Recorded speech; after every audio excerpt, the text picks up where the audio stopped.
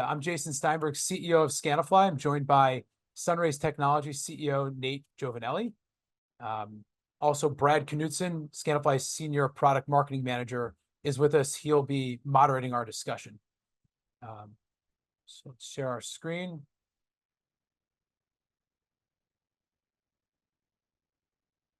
All right, we should be good to go.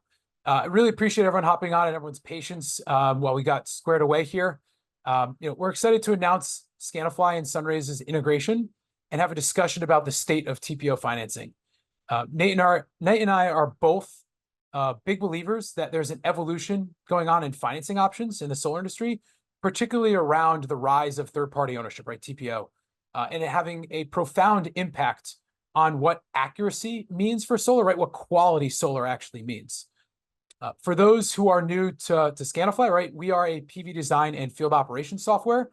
We're best known for our industry-leading photorealistic drone-based modeling software, including our engineering exports and our shade analysis.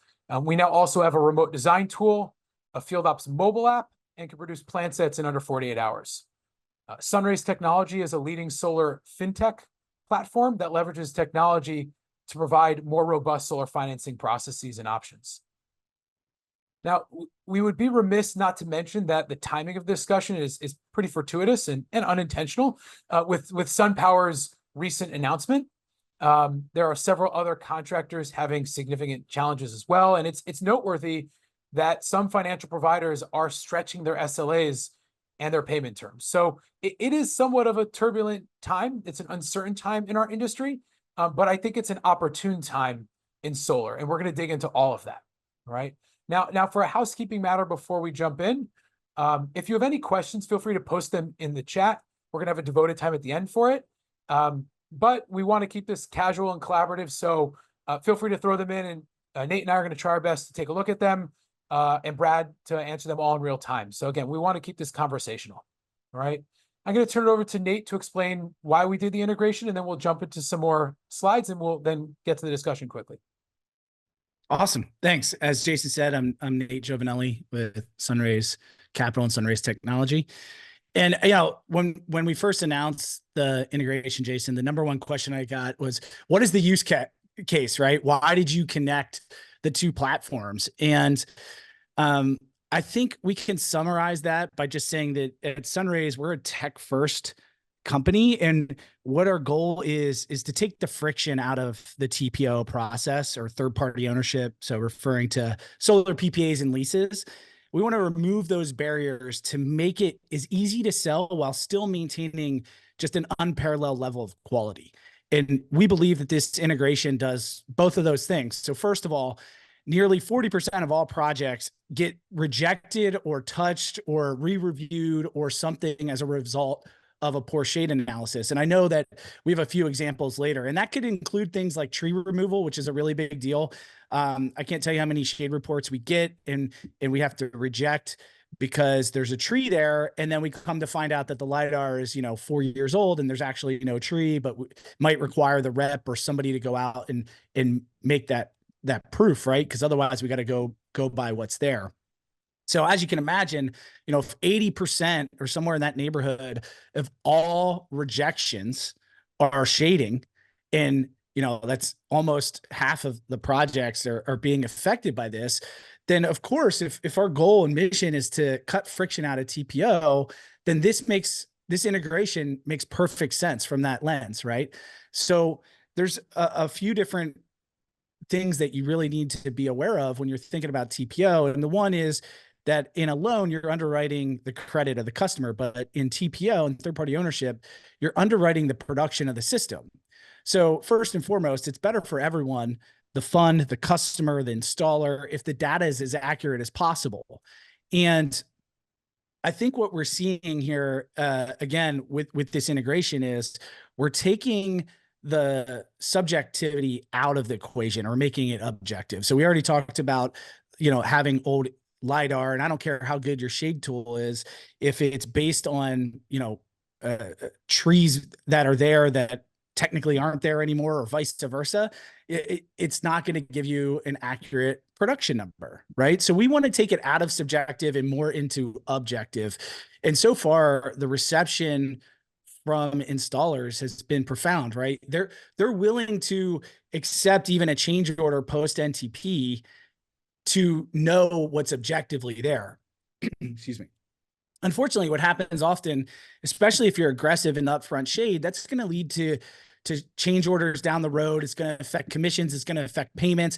Worst of all, it generally affects them after the job's already built, which is a tough time to go back with a contract amendment to the customer.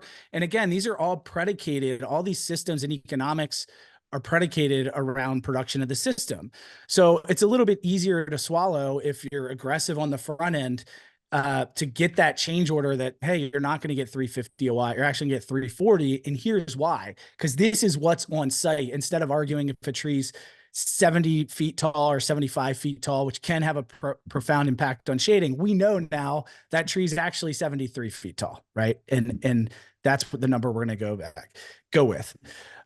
So to further complicate this issue is you have, as people are shifting more toward TPO leases and PPAs, and the level of review of these systems is pretty robust, timelines are getting drug out. You know, at SunRaise, we try and have a 1 day, next business day SLA for all reviews, but I know it's not like that across the board.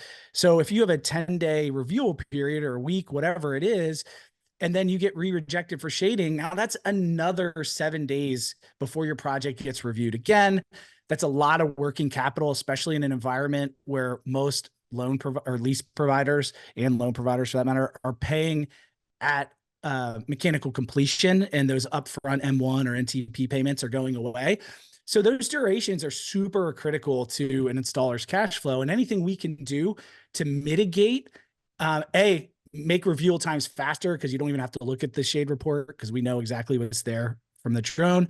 And then you avoid all that back and forth, faster review, contractors getting paid faster, avoiding re-reviews, avoiding re-rejections. These are all critical to make the TPO process more smooth and to keep contractors healthy, right? With having predictable cash flow in their business, especially again, as the market is swinging back from loans to more TPO. So these are clearly all big issues. And this is, when we looked at it, we said, this is a systemic problem in the industry that we can solve through tech. So why don't we? And that's where our partnership was born. But I think if you want to look more into the issues, we can move on to the next slide. Yeah. Thanks, Dave, for the overview on that. When you and I have spoken with contractors, I don't think most of them realize that almost half of their projects are being rejected, and for things that are solvable. So let's take a look at some of those examples, just so people are informed as to what we're talking about with specific cases. And we'll have a discussion on these. So this first example here related to shading analysis, right? I think you can see in the image on the left, there's minimal tree modeling that's going on. And on the right, you can see there's quite a lot of trees. And the right is our software. You can see it's close to the roof, and the trees have grown significantly since the remote satellite imagery was taken. The left side doesn't even factor in potential tree removal, if that is maybe what happened here. Clearly, it's not. Well, Scanifly is showing that on the right. Nate, from your experience looking at these types of diagrams a lot, how do you navigate this type of tree submission? What do you do? How do you communicate that? How does this affect your analysis of shading? Yeah, I mean, it's not insignificant, like I was describing earlier. And frankly, it creates a lot of time for both us and the installer. I mean, even to have that extra call of, hey guys, we have to reject this because you didn't model this giant tree. We suspect there's a reason for it, i.e. the tree was cut down. Maybe it was cut down 4 years ago, but we don't know. You didn't provide any context. You're just giving us a shade report. Where if we fly a drone, we don't need that we know what's there, right? We know how tall it is. And by the way, the contractor is going to get more accurate roof measurements, and they're not going to have change orders for, they thought they could fit a 15 kW system and they can only fit a 10 because of, setbacks and other things. So this is an extremely common problem. And what you're highlighting in this slide is that difference in the TSRF is going to be a massive, that could be just that difference there of 19% could be almost all of the sales reps' commission. So maybe the sales rep didn't even model this, it was a third party or subcontracted or somebody overseas. However it was done, everyone has their own method. And then, it gets installed and we're like, well, actually, this is what's there.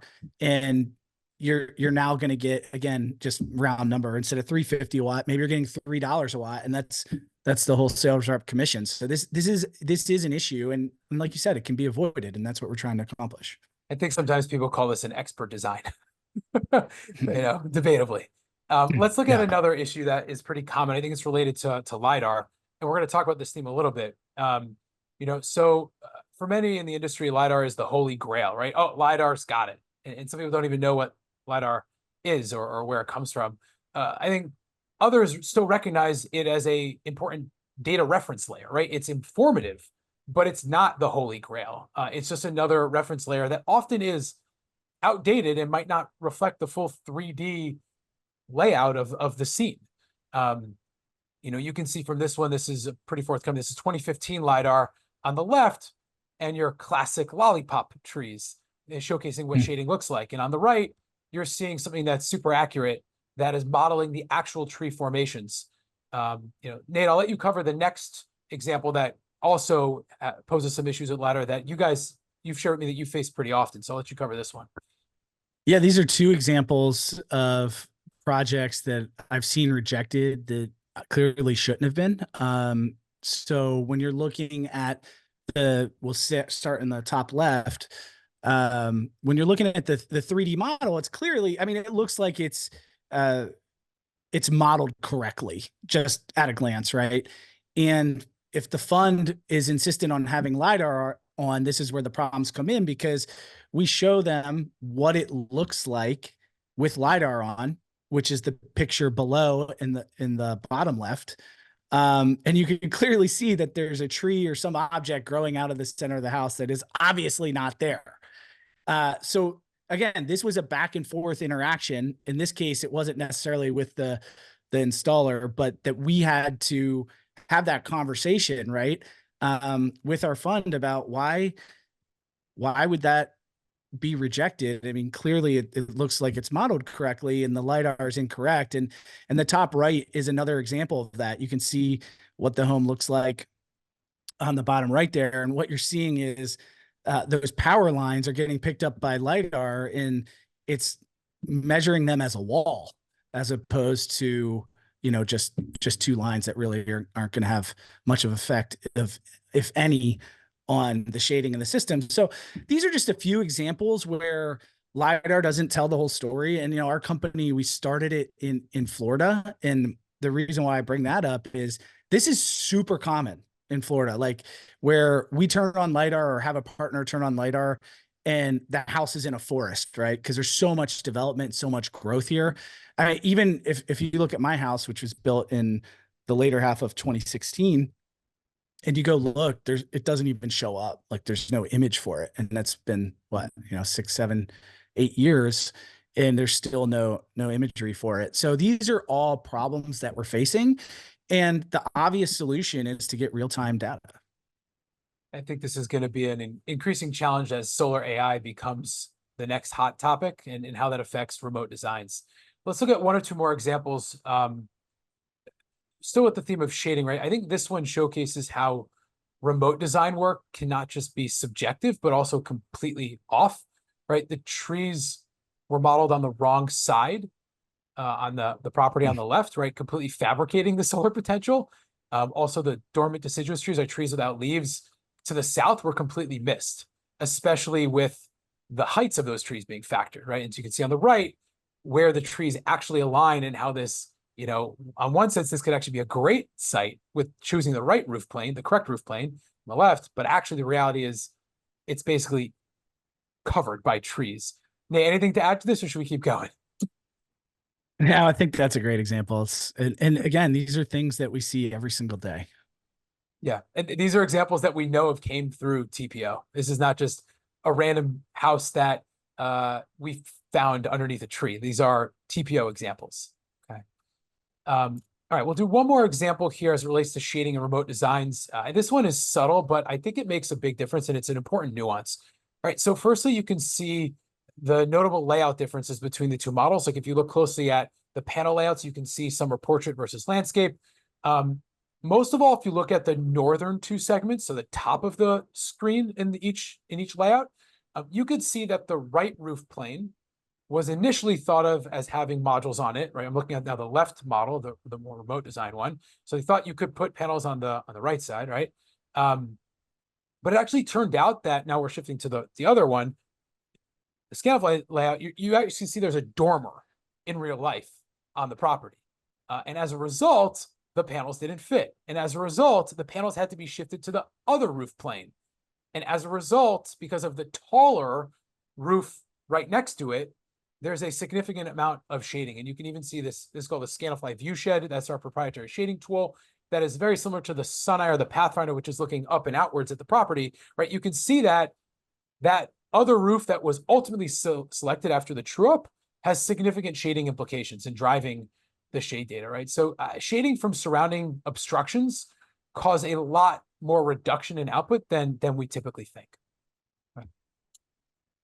Yeah, I mean, I have something to add here too, because it's interesting with the dormer, but if you look at the slide, even so, you can see that the house itself would be shading those three original panels that are on the upper right of the remote design.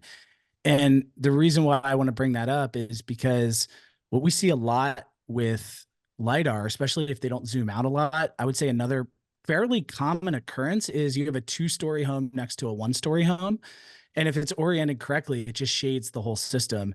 And a lot of times that's not picked up in the original shade report. And we need to make sure that we're zoomed out enough to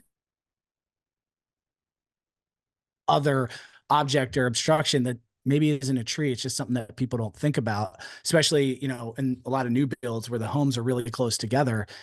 It's not uncommon to see, but I kind of thought it was funny, even missing the dormer, they still have those panels that look like they're completely in the shade. Yeah. We know remote designs are important for a certain stage of the process, right? For sales, for an estimate, for an M1 submission, but especially for TPO, there comes a point where you need on-site data is our takeaway here. And we're seeing this over and over again with projects. So I thought it made a lot of sense to spend a lot of time on shading, since that's the vast majority of rejections. I think there's some other notable reasons for rejections and that cause financing delays. So I'll quickly go through them here, right? So inaccurate production estimates due to shading and other factors, missing hardware details on submissions, and inconsistent and incomplete site photos, right? You know, the submission said there was a photo there, but there actually wasn't. So a reviewer can't actually do this. I know, Nate, you have faced the two latter issues related to hardware mismanagement a lot. Do you want to add any color to how that affects your group's review time and process? Yeah, I mean, look, we never want to, it's never our goal, firstly, to have a change order with shading, right? Like we want to over scrutinize it on the front end at NTP and then hope nothing changes so that you get paid exactly what we said you were going to get paid. But why I prefaced what I'm about to say with that is, like, we're always trying to have positive intent. Like, we don't have any incentive to make you roll a truck for a missing photo. Like, I don't want to do that. There are some photos that I genuinely need to see to make sure that, you know, the project was installed correctly, or that there's no safety issues. But it's never a fun conversation, right? If you're missing one of those photos, especially the job's built, it's done, the contractor's not expecting to have to go back there. And who knows, it could be a 2-hour drive and they got to send a tech, you know, 2 hours to go get a photo, whether it's on the roof or under the panels or, you know, the main service panel, whatever it may be. You know, if it's something we don't think is mission critical, we do our best to let it slide. But there are some photos that we need to see, and the more checks and balances we can have in place before the contractor leaves that site, the more time and energy. You know, it's just the old adage, right? You know, you measure twice and cut once. So it's going to be a lot cheaper for everybody, a lot less friction, a lot less headache to make sure that you have all the photos before you leave the site.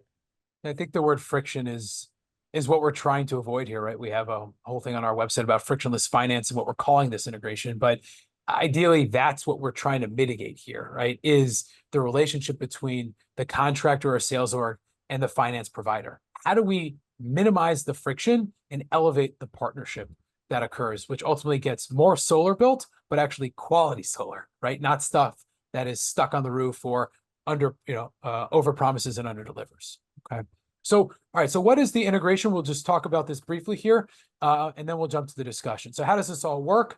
Right. The goal here is to leverage Scanifly's site data and design outputs to inform what SunRaise is getting for their review process. Right. So SunRaise leverages a joint API that we developed together to automatically pull project files at each milestone stage.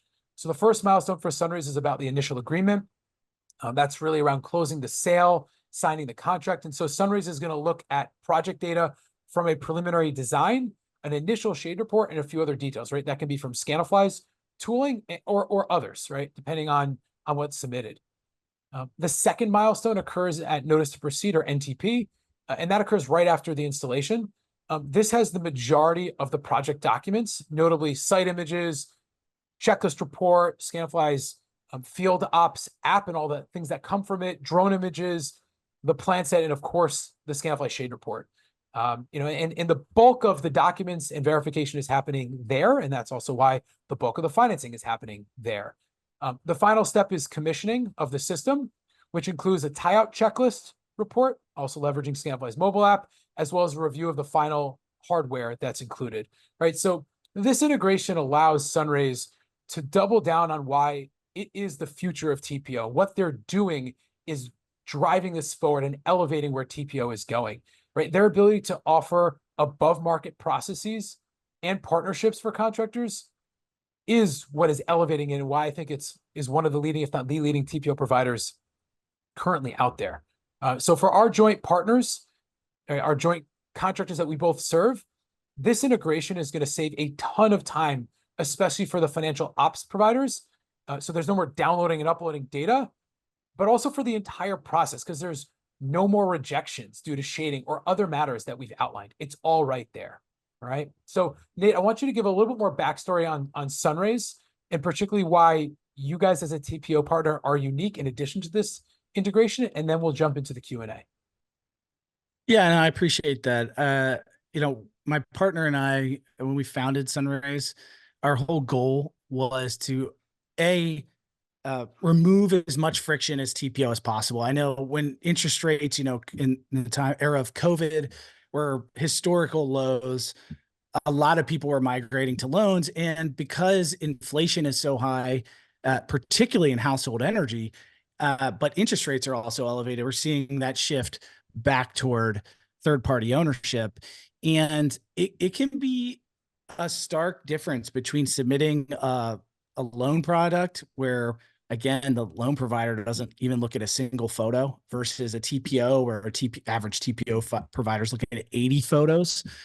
And we're looking at this saying, how can we solve that issue? How can we, through technology, get TPO products that are high quality, that have less of this friction? Because the real answer, Jason, is that a sales rep, when their commission changes between NTP and mechanical completion, because they were too aggressive up end on the front end of their shade report, or they missed any of those things, right? A 20% drop in production is going to be 20% roughly drop in what I'm going to pay them.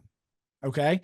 So they look at it as, oh, you're just trying to pay us sales reps, as little as possible. You're trying to haggle down what you said you were going to pay. That's not it at all. We have a fiduciary responsibility to deliver a certain return to the fund. We need to be as accurate as all. If the system, if I negotiated you down, I use the word negotiate in quotes because it's not what we're doing, but if that's what I was trying to do, I have no ups. I don't get any value. The fund doesn't get any value out of overproduction. We wanted to produce 100% weather adjusted, what we said it was going to produce and what's on the contract, period. That's it. And I want to pay the installer as much as I possibly can, as long as my system is producing 100% of what weather adjusted of what they said it was going to produce. Right. So we just felt that there was a better way to do it. And we're leading the way with technology. How do we make it simpler to sell, install, and get paid on a lease product. That's it. We have some other future plans down the road, but for now, for the purpose of this, that is exactly the problem we're trying to solve. Awesome. Again, going back to reducing that friction and having your financial partner be a partner for our contractors. I think too often we're seeing still in the market that the financial partner is not the partner, and you're changing that paradigm, and I hope that elevates all of the industry. So it's awesome. Let me turn it over to Brad now, and he's going to wrap us up and then kick off our discussion. Awesome. Thanks, Jason. And for any of you that joined late, I'm Brad, and I'm on the marketing team here at Scanifly. And I just wanted to quickly call out some additional resources we've developed to essentially provide a tangible guide or actual practical tips to building this tech forward process and the underlying partnerships for that smooth, easy financing approval process that we've been talking about. And like Jason and Nate discussed, a major component of this is conducting that accurate real-time shading analysis. And in our ebook here, we actually break down exactly how you can do that, as well as all the other key data and documentation needed at each milestone, and all the stakeholders that are involved in this process and that benefit from it being improved, right? We believe that sales and financing should really start to, care about ops if they don't already, because things like this directly impact when you get paid, like Nate mentioned. So we clearly outline that in the ebook. So for anyone who does have an interest in taking a look, I'll drop the link here to download it. It's free. Go ahead and get that resource for yourself. And that's it on that. We just wanted to make everyone aware of the ebook, and now we're on to the fun part. So would love to dive into the broader discussion here and the Q&A. And so as a reminder, if anyone does have questions, please drop them into the Q&A box down below. And we'll start addressing those as Nate and Jason share some additional insights. And so Nate, I want to call you out initially and talk about some current events to start, if you're all right with that. And I'm curious, Jason mentioned this at the beginning of the webinar, but want to know what your observations are right now on the SunPower news. It's obviously a bit of a bombshell, and I think we're curious as to how you think this is affecting the market and both contractors and other finance companies. Yeah, I don't think it's good. I mean, it's interesting that you're seeing companies struggle in TPO when the market is shifting back to TPO, like I was mentioning earlier, and that's a lot of macroeconomic things. But I want to talk broadly about this instead of hyper specifically about it.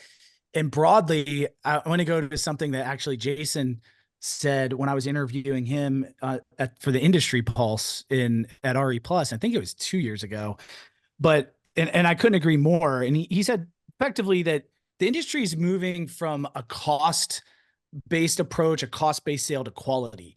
And I think the same is true for your financing partners, because what I get a lot is, well, you guys are, a new financier. I think it's too risky.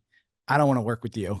Right. And I'm like, I'm not sure what that means, because I can name about 50 massive publicly traded companies that have gone out of business in renewables. I mean, Sun Edison, Solar City. But look at the last year on the amount of national contractors that had fortress balance sheets, unfortunately. Right.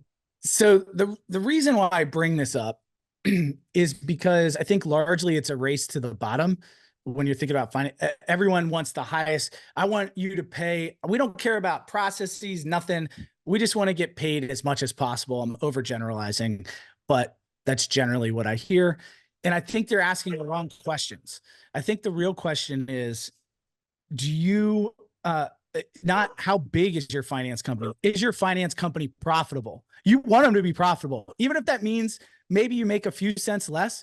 Because if you want them to be around and you don't want to be in a situation that hundreds of installers are in right now, and I know I've fielded dozens of calls over the last 2 days where they're stuck now without a lease at a time where leases in a lot of markets are over 50%.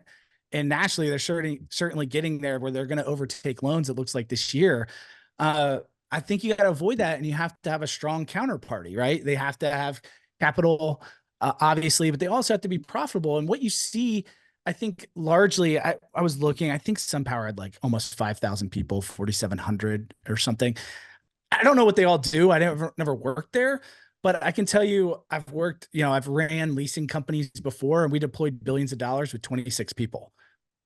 And at SunRaise, we're looking to do the exact same thing. I don't want to have 1,000 reviewers. That's not good for anybody. And that's the whole point of this integration. If I can knock out if 80% of my rejections, or 40% of the reasons why projects are rejected, period, that's probably like 5 less people I need to have on staff. I mean, that's a big deal, and it should be a big deal to the contractor as well. And I think a lot of times my team will tell you they hate, I don't know why they hate this phrase, but I always say people are stepping over dollars to pick up dimes. So it's not all about cost, it's about quality. It's how do I get these jobs through? How do I get paid? How do I move on to the next job while ensuring that the customer is getting what they paid for, that I'm providing a good service to my funding partners that rely on this system to produce what I told them is going to produce. And honestly, I think that's the paradigm shift that the industry as a whole is going through right now. Jason said it in a different way. I think he was talking more on the sales side, but I think it equally applies. Like, we're moving from cost to quality. And I think you're going to see people that are saying, hey, you know what?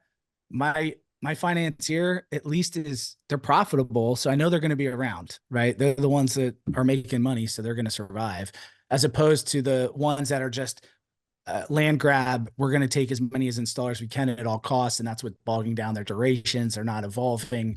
That's my take on it. I think you're seeing even the public companies. I named a few ones that used to exist that were too big to fail. But even now you're seeing public companies that aren't paying their installer. So how safe are you really? I mean, you can see their financials, they're not making money. Why is this a surprise to people? Yeah, the way I phrased it is the 2010s were about sales, and I'm hoping the 2020s are about ops. We scaled as an industry, and it was critical to get glass on the roof. I think we reached certain volume thresholds for manufacturing capacity, for maturation of process, especially on the front end side. But I think the result of it is what we're seeing and what we're experiencing. There's a lot of attorneys generals looking at solar right now. And I'm hoping that through this period, we as an industry can mature. I'm curious how many loan providers will also start doing more thorough review processes, right? The tranches of that debt is not looking good in some cases. So again, this webinar is not about doom and gloom. It's interesting as a starting point because it's the state of TPO. But I think this is really about like where this industry is going and how process and technology and doing things quality and doing things as partners can make a big difference. Yeah, and I agree. We want to bring this to loans because the quality installers are out there. They don't change their process. It's just they're not submitting the documentation because loan providers aren't looking at it because they're underwriting the customer. But you kind of hit the point of, if defaults increase, it's not because, I'm telling you, I've talked to these customers. I've done this, and people don't pay because they wake up one morning and is like, I have an aversion to the cleaner, cheaper power that's being produced on my roof. They don't pay because they were told they were going to get 15,000 kilowatt hours annually. That's what they're paying for. And they end up with 10, right? And Jason and I talked about this on a recent podcast on the Solar Maverick. It's, where else does that exist? I mean, I go to the grocery store, I get a gallon of milk. I want a gallon of milk. That's what I bought. It's not like, oh, it's close enough. You got it 80%. But often that's the sad truth of what happens for many homeowners in solar. Yeah. And you guys talked about a lot of good insight into the regulatory environment and market dynamics driving this increase and shift to leases. But do you think there's anything else playing a role in the shift to leases? And do you think, I guess, if interest rates go down and kind of trend in that opposite direction, will it have an inverse effect, and will loans kind of overtake leases? I think there's always going to be a mix of both, right? It's like I always use the analogy of a car dealership. It's pretty rare you're not going to go into a Ford and they're like, hey, sorry, we only do leases, or, I can't sell you a car, or I can only sell you a car. I can't lease you a car. And the real answer is that there's always going to be a place for both, and cash deals for that matter, because every customer is different, right? In solar, whether it's a lease or a loan, is highly determined your savings based on the federal investment tax credit, which is the 30% tax credit you get. And if you're somebody who doesn't have that big of a tax appetite, it's probably going to make a lot more sense for you to lease. Now, we could go way into the weeds of why there's other reasons I think that leases are taking over. I think if you look at during COVID, debt, average household debt was an all-time low. Now it's an all-time high. It's only been a few years. It's already at all-time high. People don't want to take on more debt. And a lease is out of pocket. Why do you care if you own it or not? If I can get 20% savings, I don't have to come out of pocket. I get reliable energy and I can make it on my roof. I think that's attractive. I think, there's other things in the tax code in the recent, well, I'd say recent, it's about 2 years now since the IRA, Inflation Reduction Act, came out, but there's adders for those tax credit too. There's low income adders, there's energy community, and there's domestic content adders, right? Those all add 10% to the tax credit. A homeowner can't get that. So if you're a low income homeowner, you're not going to have the tax appetite anyway. But the pot just got sweeter for a lease, because instead of 30%, that lease provider is going to get 40% tax credit. And I would assume they're going to, share some of that with you to give you a lower rate. There's also, there's things like depreciation that generically homeowners don't take that corporations or lease providers can. So I think there's always going to be a place for both. And yeah, if interest rates come back down, I do think loans will gain in popularity. I'm not sure they're ever going to get to 80%. I don't have a crystal ball. Because here's why I don't think they're going to get there though. It's because if you look at inflation broadly, or I guess specifically, if you look at it broadly, right, inflation's still relatively high. But if you look at the home energy inflation rate, how electricity rates have gone up post-COVID, it way outpaces the average inflation rate. So what does that mean? That means there's more room for saving in leases. I can sell Jason a loan tomorrow and he can pay $100 more for power if he wants. Like, that's fine, because I'm underwriting his credit. For a lease, we try and make sure that there's savings, because it destroys the value. Even if people want to be green and all that, let's set that aside. If I, as a homeowner, can say, you know what, it's cheaper to buy it from the utility, I'm just going to buy it from them. That's not a good situation. So, we have rate caps and things to make sure that customer is saving money. So the higher energy rates go, the more attractive leases become, because you can start selling them in other markets where that spread becomes greater and greater in initial savings. So it's like, hey, if I can tell you, I'm going to be your utility, I'm going to give you a levelized payment for 25 years and you're going to save 40% off the bat. Like, yeah, I'm just for the fact, I'm giving a scenario. Not at most, we try and target at least 20% year one savings, but you get my point. That's very attractive. So I think there's always going to be a place, and then there's always going to have you're going to have customers that, want to go cash as well. And I think there's a lot of merit to that. I do think that, we'll see how it pans out with loans. There's a lot of finance charges that are hidden in the deal that homeowners aren't aware of. And I think that could be an ongoing issue too, especially as, if this wave of regulation comes that everyone's talking about. I don't know, Jason, if you have any thoughts, but that's fine. No, it's a good summary. Yeah, no, that was great, and actually it kind of helped answer a few of the Q&A questions that we had coming in too. So, good elaboration there. I think for folks that are maybe like newer to leases and just TPO financing as a financing vehicle here, like, what lease structures are you seeing as most popular, and like what are then the different dynamics for both the homeowner and the contractor with the different lease structures? Yeah, I mean, how I would summarize it is there's really 3. I guess you could start subdividing them out. There's all these creative ways to do it. And whether it's actually a lease or a PPA is baked into the tax code. And I, you can link it in the notes if people want to nerd out over that. That's way too in the weeds for this. But there's generally, the way I would think of it is there's an equipment lease, which is sort of what Tesla tried to do a few years ago, where they kind of had t-shirt size pricing, right? Small, medium, large. You can get a 10 panel system for $150 a month. You can get say a 15 panel system for 175 and a 20 panel system for 200. I'm just making up numbers, but that effectively it was something along those lines. And you could order it all online with no site surveys. Yeah, no, yes, I know. That was a fun experiment. That's a true equipment lease. What they're saying to you is, we're just selling you the panel, or we're renting you the panel. Where you put it and if it produces is your problem. If you're not saving money, it's not our problem. You're the one that put it on the north side of your house or under grandma's oak tree. Don't call us, right? I'd say those are pretty rare. There's one in the market I'm aware of now, but I don't know how much traction they have. Then there's what I would just consider just like kind of a standard lease arrangement, which is, okay, we looked at your design and we think it's going to produce 12,000 kilowatt hours a year. So divided by 12, it's 1,000 kilowatt hours a month. I'm going to charge you, 15 cents a kilowatt hour. So your payment's $150, right? That would be a lease.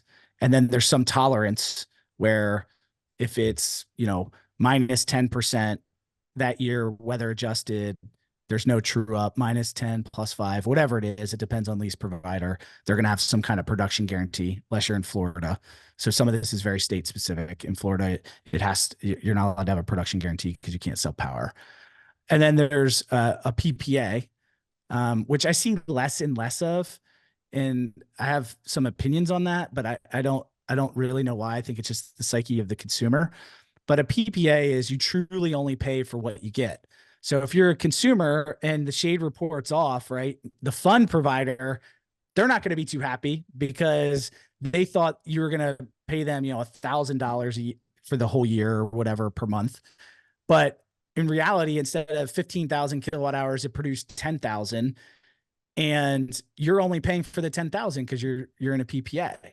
And I think why people don't like PPAs, even though there is that your lease could underperform slightly. Of course, we do everything in our power, hence this integration to avoid that. That's what we're trying to avoid. But there is some downside risk to the customer there on a lease. Where in a PPA, you're going to save less money, I guess, if it produces less, but you're not paying for that extra power.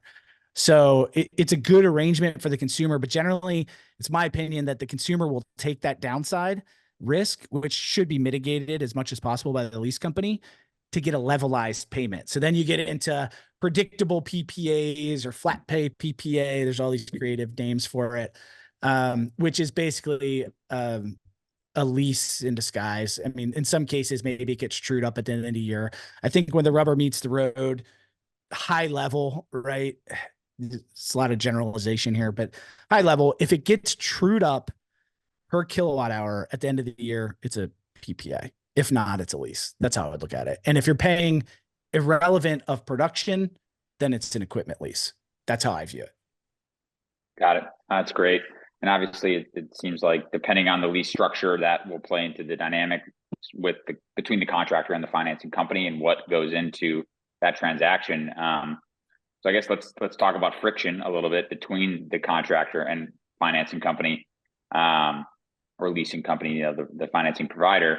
Why do you think this happens? And I know you guys talked about it previously, but at a high level, but ultimately, why do you think this happens, that there can be so much friction between contractor and finance company, and how do we minimize it?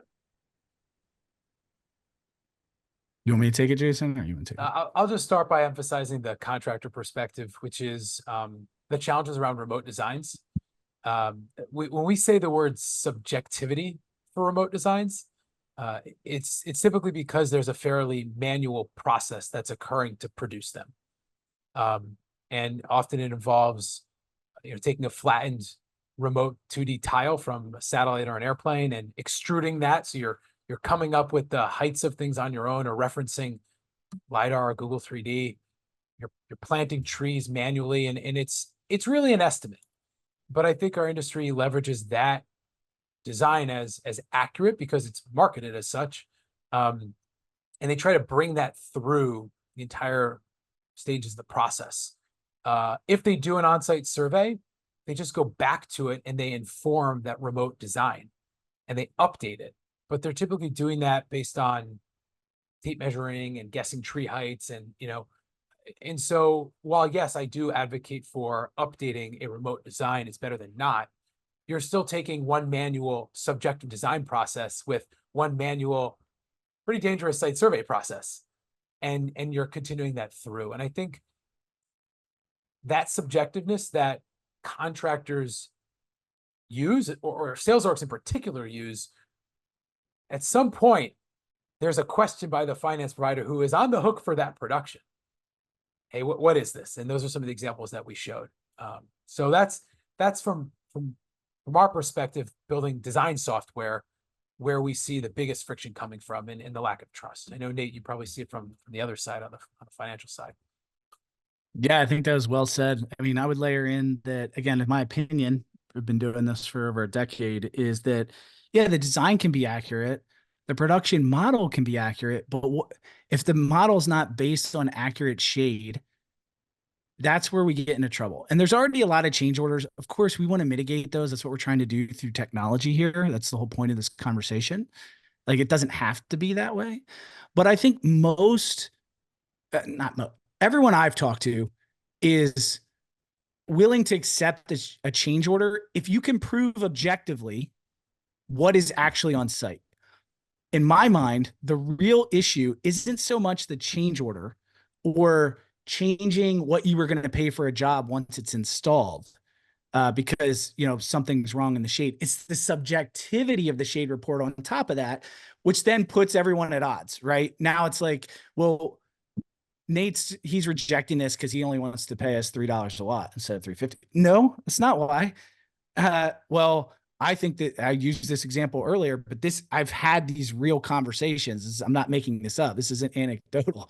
It's like the reps going, no, I know that tree's only 70 feet tall. It's like, how do you know that? I mean, I don't even know when this LiDAR image is from, but we know with a drone that it's not, it takes it from subjective to objective. So I think you can appreciate the difference between, hey guys, sorry, we have to pay you less because your original shade report was off.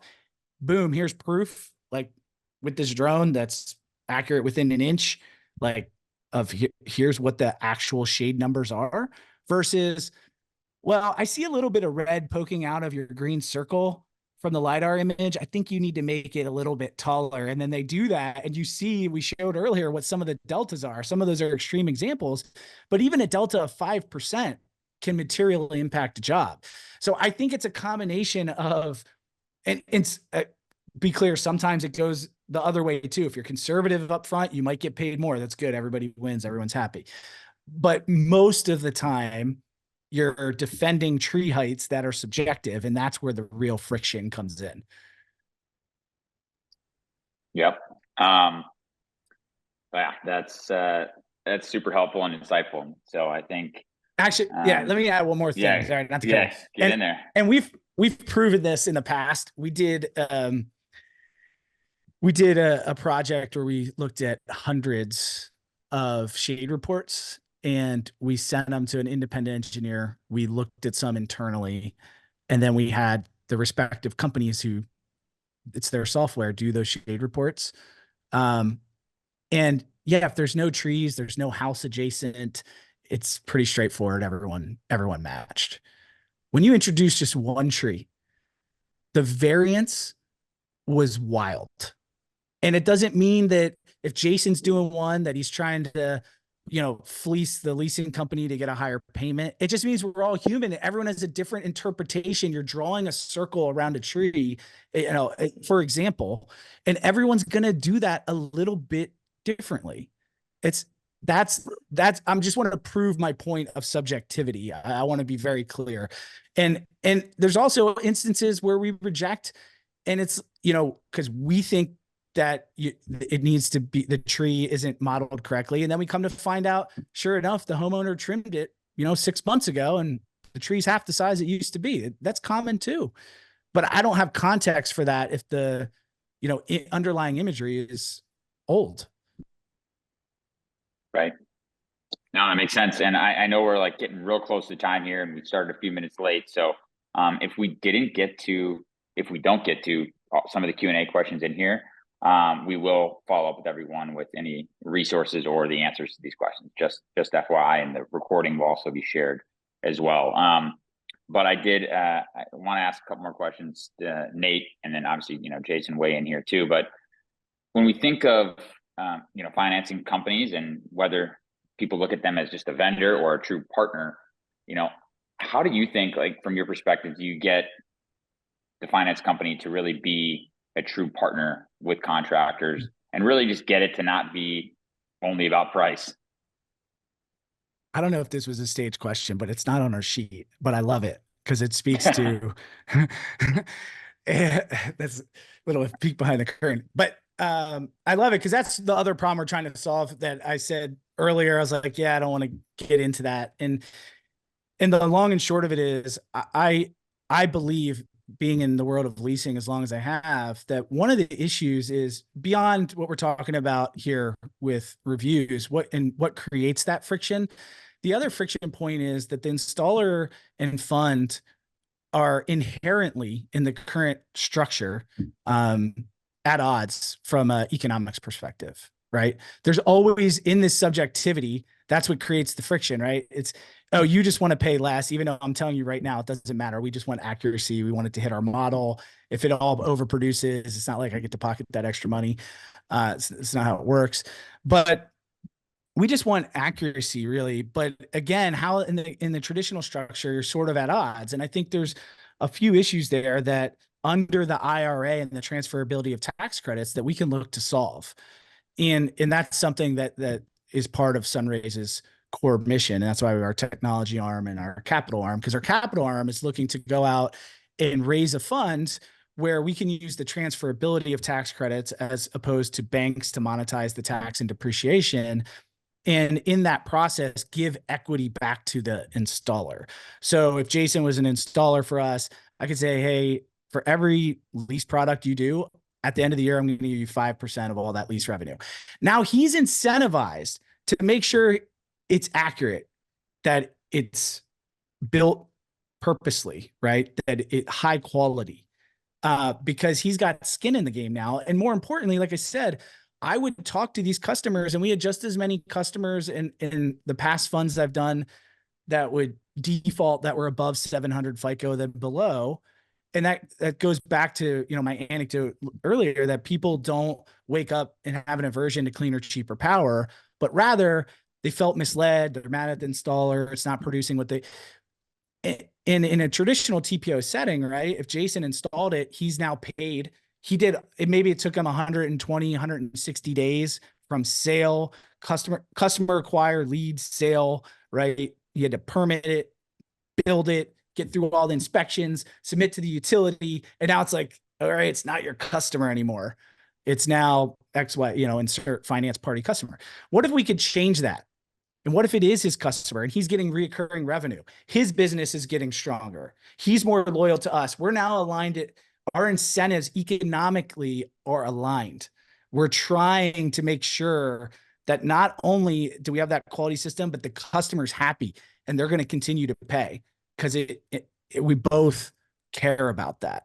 And when I started seeing that the real issue here with defaults, in my opinion, I'd be happy to debate anybody about it if you disagree, but the real issue is that it's something with the sale or install predominantly. It could be as simple as, Jason's my contractor again, in my analogy, and steps on Miss Jones's flowers, and she really loved those tulips, but he's already paid out. It's not that he doesn't like Mrs. Jones, but his schedule is full. He's going to send a service crew to go replant flowers. Probably not. It's going to take a while, but if he has skin in the game, I don't know. Maybe he's going to swing by and plant them himself. right? He wants to make sure that customer's happy and they're paying. And again, I'm not implying that installers don't care. I'm just saying their incentives aren't aligned and they have to make choices like we all do. Anyone who runs a business. Do I want to do this integration? Do I think this adds value? Like, do I want to go replant flowers? Or this guy's been complaining because his permit got held up. Do I want to go run that permit down and get this job installed? I get paid on that. I'm going to go do that, generally speaking. So again, I think we need to align interests, and that's what's missing. And that's our long-term objective. We want to have frictionless finance. I love that term. High quality partners. And we want the installer to have skin in the game. I want to pay you the same as what anyone else in the industry is going to pay you for that lease. If it's 350 watt, I'm going to pay you 350 watt, but I want to give you some residual long-term value as well. Hey, you might be over-indexing my gardening skills there. I just want to add one thing. We did have some nice tulips come up. No, I want to add one thing on this, which is, as part of this integration, we did a lot of exploration around who our first partner should be for this offering, for the solution, and asked a lot of the partners that we work with, a lot of the contractors, what their experiences are like with TPO. And I can't tell you how many of them, because I don't want to disclose that, I said there are delays, there are rejections, and I don't know why. And I said, well, can't you call them and ask them? No response. They don't tell us. How long are the delays? Weeks. How many weeks? 2, 3, 4, 5 weeks. How are you running your business? Well, we are managing with working capital. Like, that is not what you want to be doing as a business owner, I imagine. When it comes to the solvency of your business, just because you chased the lowest price, there comes a point in our industry when it's not only cost, it's value, and it's quality, and it's a relationship, and it's a partner. And we're seeing this, we've all experienced it, but we're seeing how chasing cost, chasing a red line, whatever it is, right? Like, is a short-term solution when we want to start building a sustainable industry and business around a partner who is going to either deliver that one-day SLA like SunRaise does, or talk to you. And they're going to have people on staff who are NAPCP certified and electricians and onshore, which SunRaise has. Right? That's why we partnered with them as our first foray into this, because they're a partner, not chasing costs. And I really recommend all of us in the industry, not to sound preachy, but I really recommend all of us look at ourselves and say, let's stop chasing cost, right? We experienced this directly with, what is the cheapest way I can do a truck roll? I don't care how long it takes the site surveyor on the roof dangerously operating, right? We have to stop chasing cost, and we have to start thinking about partnership and value.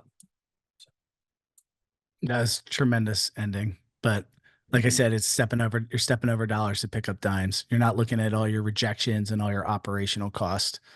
So I think we're doing both. It just takes people to see that. And the other thing I just have to say is I hope you guys watch The Office, but if you know the show, what you just said reminds me of when Jim and Dwight go on a sales call, and Dwight calls the big paper company. He's on hold the whole time, and the guy's just like looking at him like, what's it? He's like, oh, that's the big guys. And then Jim calls Kelly, and she answers like, hey, Jim, oh, it's so excited.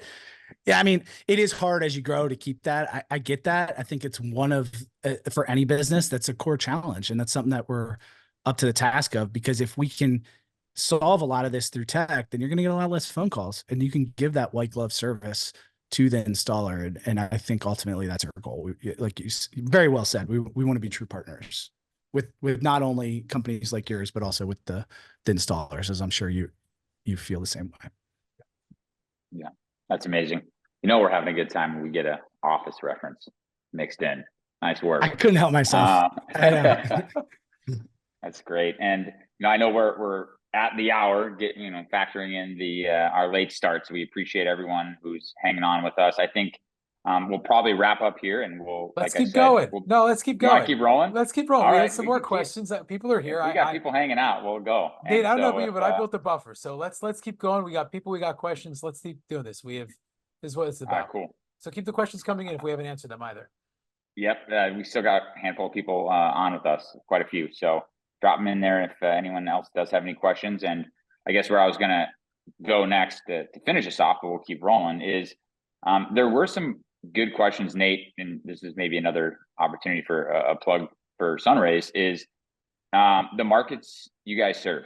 Is there a limit? Can you elaborate kind of on which markets SunRaise serves? And I know there's a lot of people, right, with existing SunPower customers who are ready to install, and maybe could be a good way for them to kind of segue out of that situation into a more fortuitous one.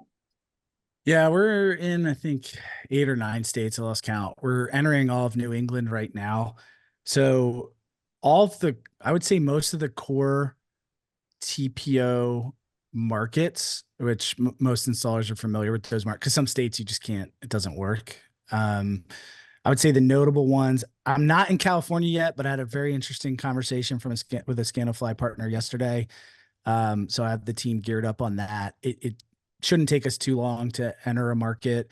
We can be in any of the lease markets, traditional lease markets, I should say.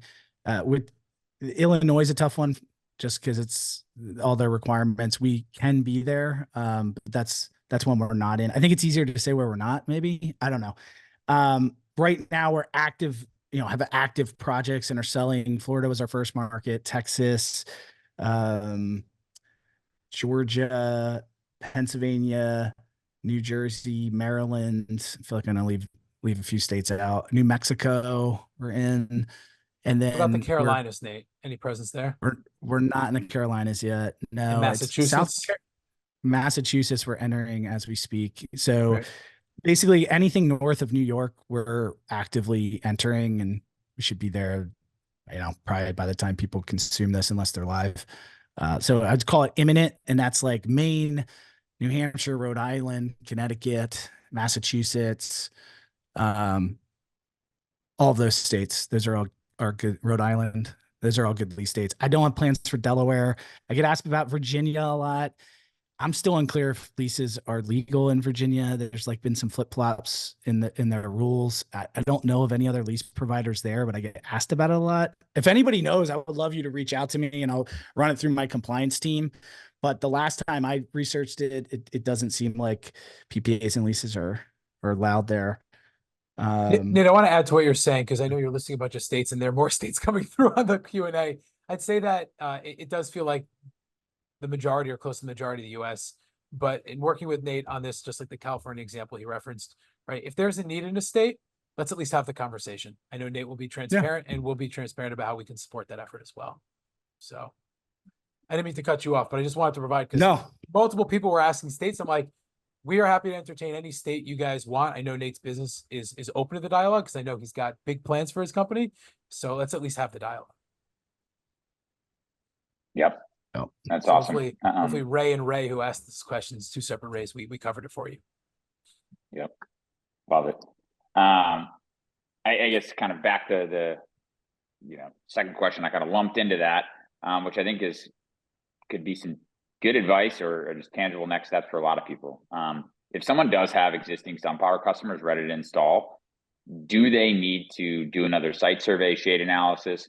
What does that process kind of look like right now? If somebody was like, I need another partner to get these deals done.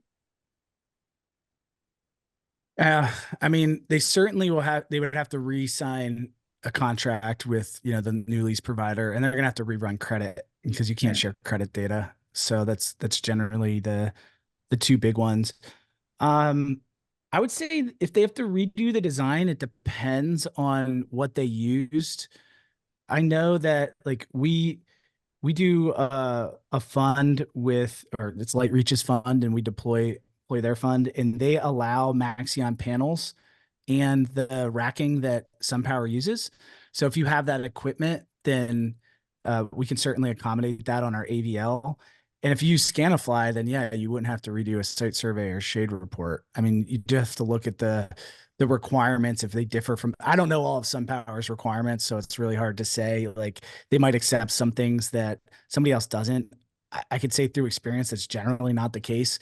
That most leasing funds have very similar parameters on what they'll accept and what they won't. And I would say the biggest one for SunPower customers that I'd be looking at is, are the panels on the AVL of the new lease provider? Because if you have them in your warehouse and you need to move them and they're not on the approved vendor list, then you're kind of stuck. You might have to use those for like a cash or a loan deal or something like that. But I will say, give our fund and partners a shout out at LightReach. They do have it on their AVL. So we could transition a lot of those customers.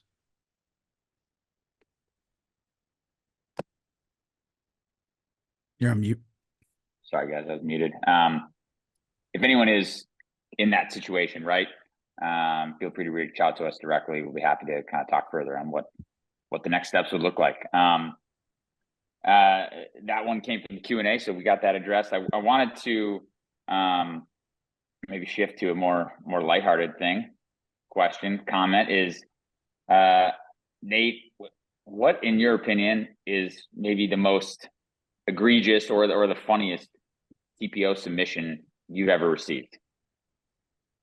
Oh man. I have more stories about customers than submissions, because we get some wild customers out there. Yeah, I got this one.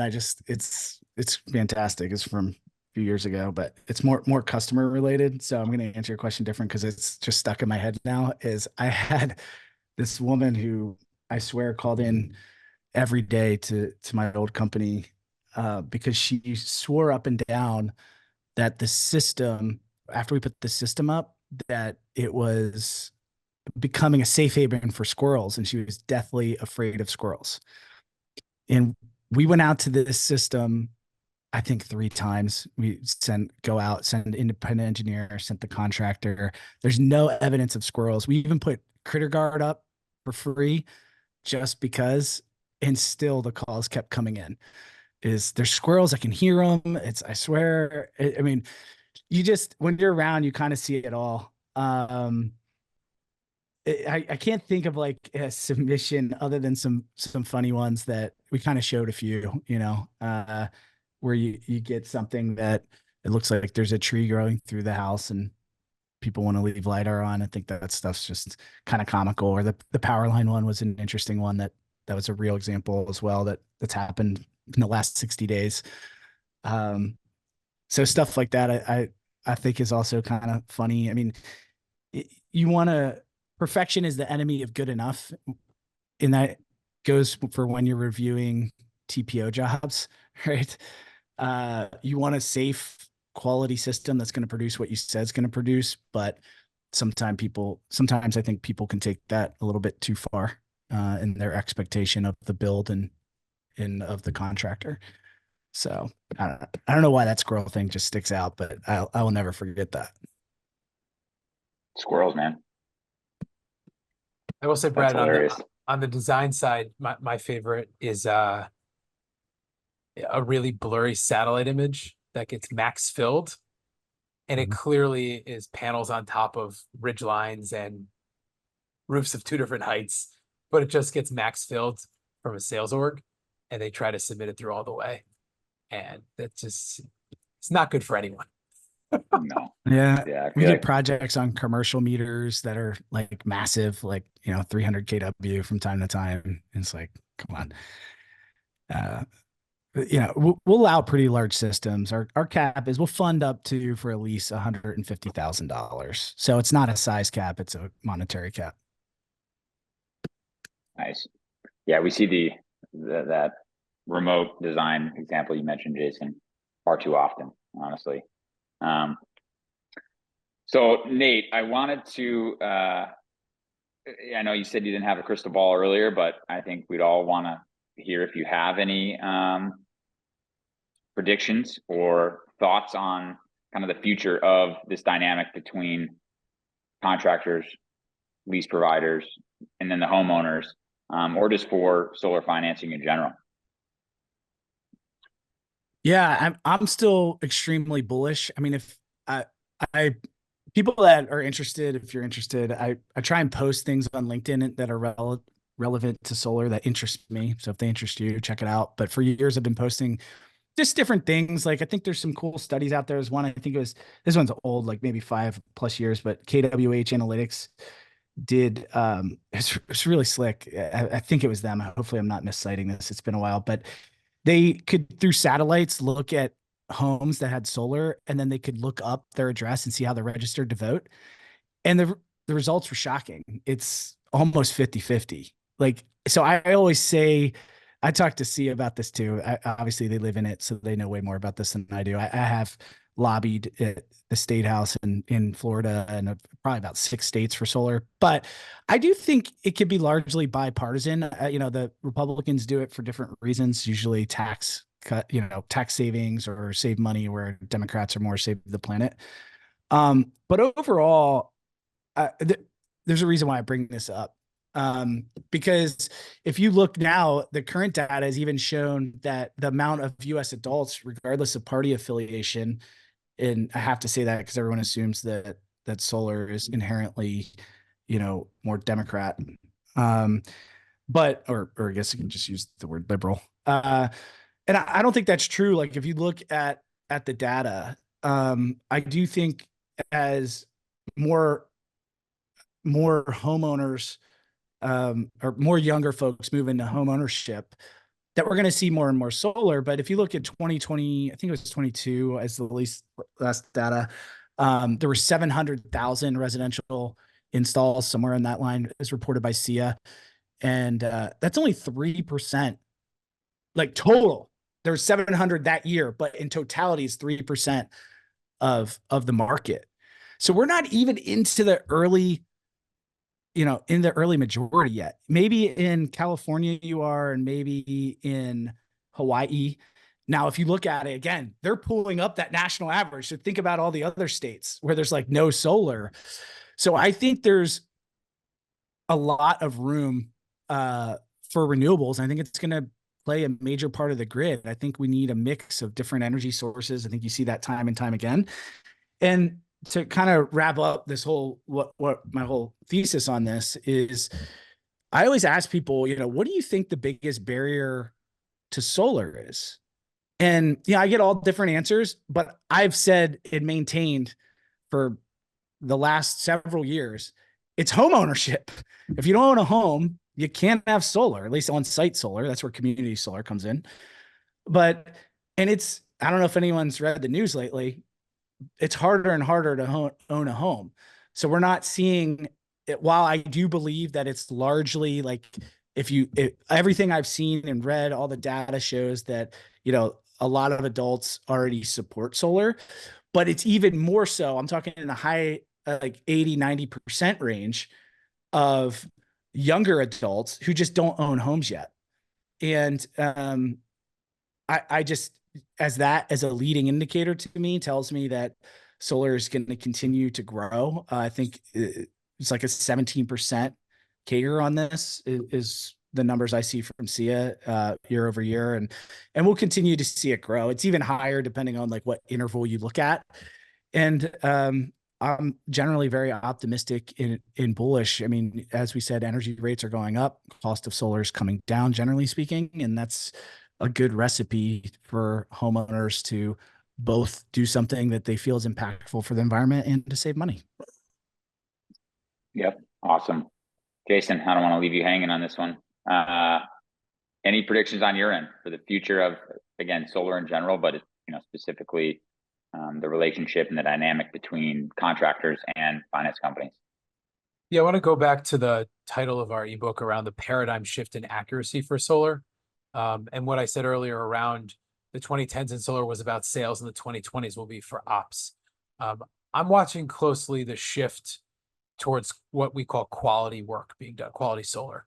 I don't think it's going to be immediate, but I think not all the companies, but a lot of the companies that are having the big financial challenges, I know for a fact didn't have great operational processes because we spoke with them. Again, that's not all, but a lot of them.